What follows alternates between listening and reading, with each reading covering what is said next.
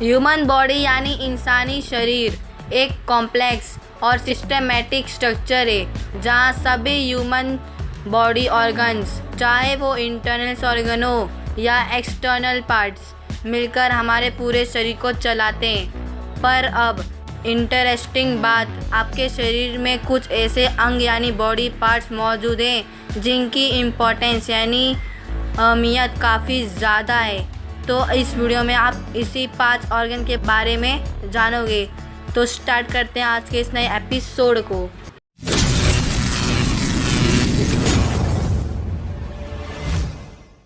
Number 1, आपका brain. हमारा brain हमारे शरीर का सबसे कॉम्प्लेक्स ऑर्गन है जिसका फंक्शन आमतौर पर पूरे शरीर को कंट्रोल और कोऑर्डिनेट करना होता है।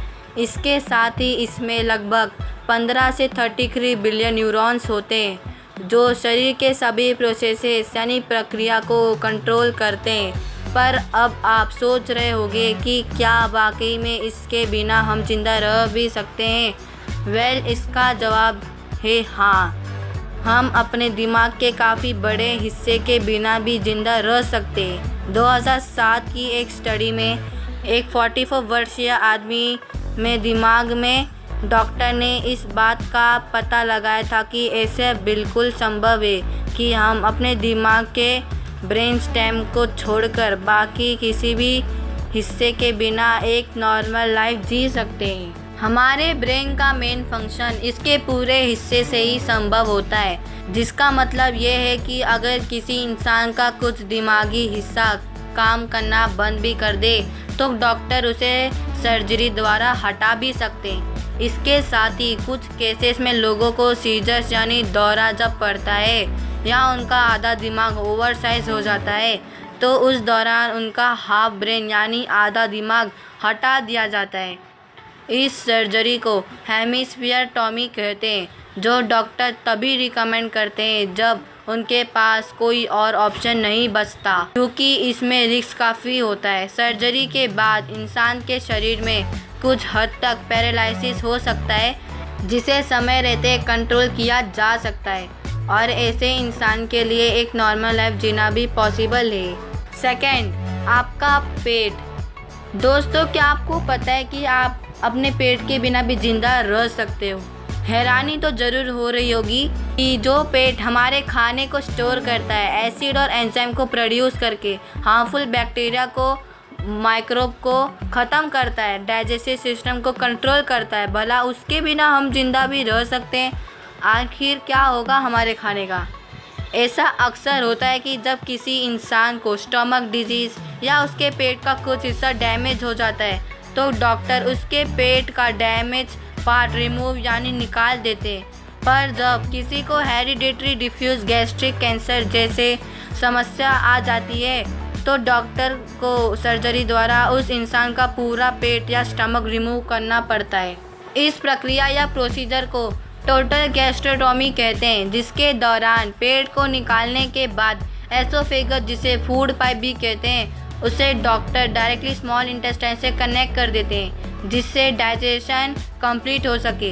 हालांकि इसके बाद डाइजेशन पर ज़्यादा असर तो नहीं पड़ता, पर ऐसे लोगों को अपने खाने पर कंट्रोल और कुछ सावधानियां बरतनी पड़ती है। शुरुआत के दौरान में डंपिंग सिंड्रोम होना भी पॉसिबल है, जिसके वजह से नौसिया यानी उबकाई, क्रैम्पिंग और लो ब्लड प्रेशर जैसी समस्या आ सकती है, जिन्हें आमतौर पर कुछ समय के बाद डाइट में बदलाव और सावधानियों की मदद से रोका जा सकता है। ये डंपिंग सिंड्रोम ऐसा कंडीशन होती है जहां बिना पेट की वजह से स्मॉल इंटेस्टाइन स्टार्च और शुगर को डाइजेस्ट नहीं कर पाती और इसके लिए उसे शरीर से पानी की ज़रूरत पड़ती है, जो अक्सर ब्लड यानी खून से ही प्राप्त होती है। इसके वजह से ही ब्लड प्रेशर पर असर पड़ता है।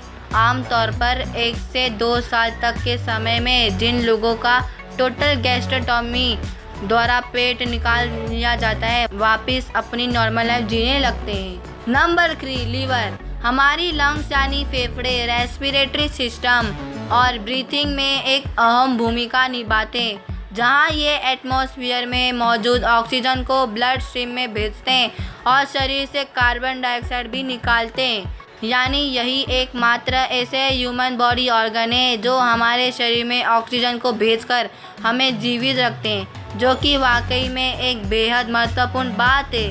पर मज़ेदार बात तो यह है कि आप बिना एक लंग या फेफड़े के भी जिंदा रहकर एक नॉर्मल लाइफ जी सकते हो। आपका एक लंग शरीर में पर्याप्त मात्रा में ऑक्सीजन भेजने में, कार्बन डाइऑक्साइड रिलीज करने में सक्षम होती है।